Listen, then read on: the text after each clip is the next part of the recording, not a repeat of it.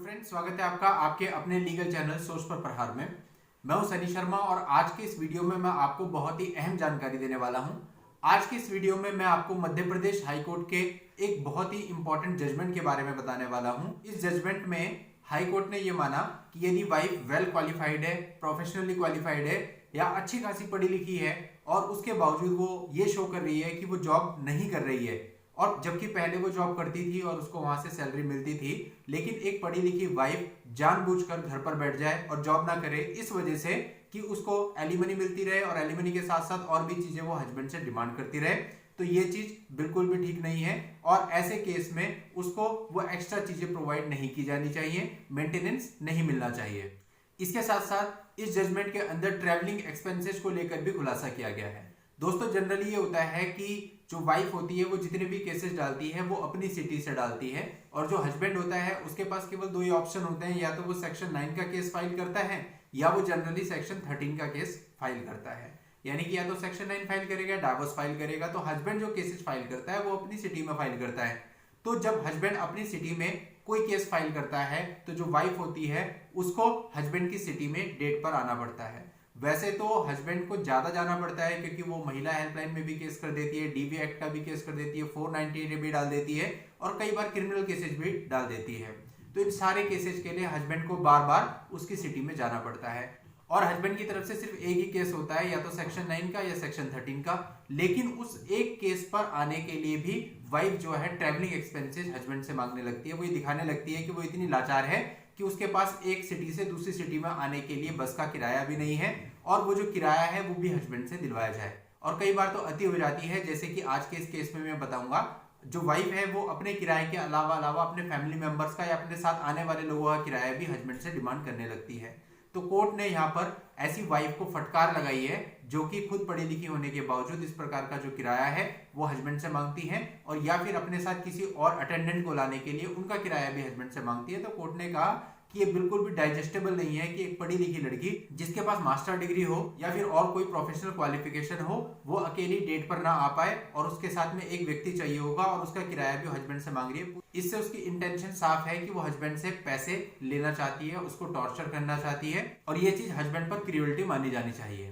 तो दोस्तों, आज इस जजमेंट के सारे फैक्ट मैं आपको बताने वाला हूँ। वीडियो पूरा देखने के बाद यदि आपको जानकारी अच्छी लगे तो वीडियो को लाइक और शेयर कर दीजिएगा, और यदि आप हमारे चैनल पर पहली बार आए हैं, अभी तक आपने चैनल को सब्सक्राइब नहीं किया है, तो सब्सक्राइब करके नोटिफिकेशन बेल पर जरूर क्लिक कर लें, ताकि जब भी मैं ऐसी कोई लेटेस्ट अपडेट लेकर के आऊं उसकी जानकारी आपको सबसे पहले मिले।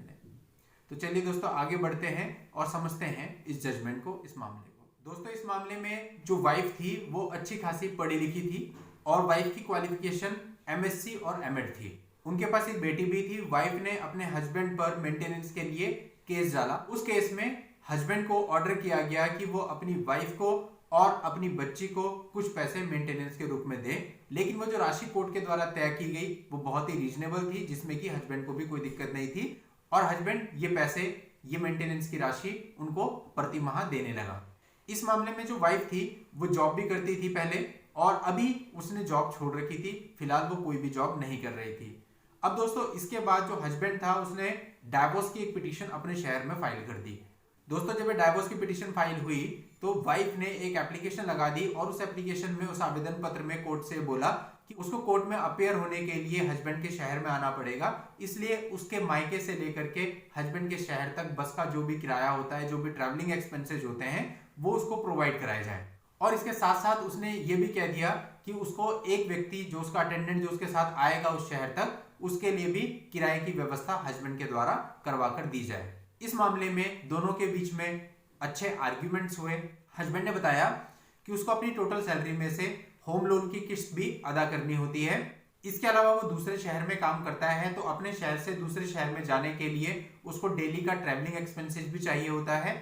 उसके फादर की तबीयत खराब है तो उनके लिए मेडिसिन वगैरह की व्यवस्था भी करनी होती है। फिर जो पैसे बचते हैं उससे वो अपना एक्सपेंडिचर चलाता है। तो ये उसके लिए बिल्कुल भी पॉसिबल नहीं है कि वो इस तरह के ट्रैवलिंग एक्सपेंसेस या फिर और लोगों के भी ट्रैवलिंग एक्सपेंसेस पे करे।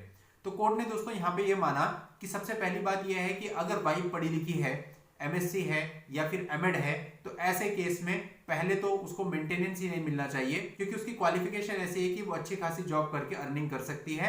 और इस मामले में भी वाइफ पहले अर्निंग कर रही थी, अभी अर्निंग नहीं कर रही है, खाली बैठी है। तो कोर्ट ने ये माना है कि इस तरह जो हो रहा है समाज में, ये इसलिए हो रहा है ताकि हस्बैंड से ज्यादा पैसा लिया जा सके और उस मेंटेनेंस के पैसे से अपनी लग्जरी लाइफ जी जा सके। अदरवाइज अगर वाइफ चाहे तो वो अपनी क्वालिफिकेशन के बेस पे अच्छी खासी जॉब करके अपना पैसा कमा सकती है, परंतु उसके बाद भी ट्रैवलिंग का पैसा मांगना और किसी अन्य व्यक्ति के लिए भी ट्रैवलिंग का पैसा मांगना, ये पूरी तरह से हस्बैंड को हैरेसमेंट देना है। और ये बात कहीं से भी डाइजेस्टेबल नहीं है कि उसको डेट पे आने के लिए एक व्यक्ति साथ में चाहिए, जबकि वो वेल क्वालिफाइड है, उसको सब कुछ पता है। तो इस मामले में कोर्ट ने वाइफ के आवेदन को खारिज कर दिया और उसे किसी भी प्रकार का ट्रैवलिंग एक्सपेंसेस या अन्य खर्चे का भुगतान नहीं किया गया। दोस्तों, ये जजमेंट श्रीमती ममता जायसवाल वर्सेस राजेश जायसवाल के केस में दिया गया है। इस जजमेंट का लिंक मैं इस वीडियो के नीचे डिस्क्रिप्शन में दे रहा हूं, वहां जाकर के आप इस जजमेंट को पढ़ भी सकते हैं, कॉपी भी कर सकते हैं। अगर आप मुझसे पर्सनली बात करना चाहते हैं तो उसके लिए इस वीडियो के नीचे डिस्क्रिप्शन में मेरा व्हाट्सएप नंबर दिया हुआ है, उस पर आप व्हाट्सएप मैसेज के द्वारा अपॉइंटमेंट बुक करके मुझसे बात भी कर सकते हैं। तो दोस्तों, नेक्स्ट वीडियो में नई लीगल जानकारी के साथ मैं आपसे फिर मिलता हूं। तब तक के लिए good bye and thank you for watching. Take care.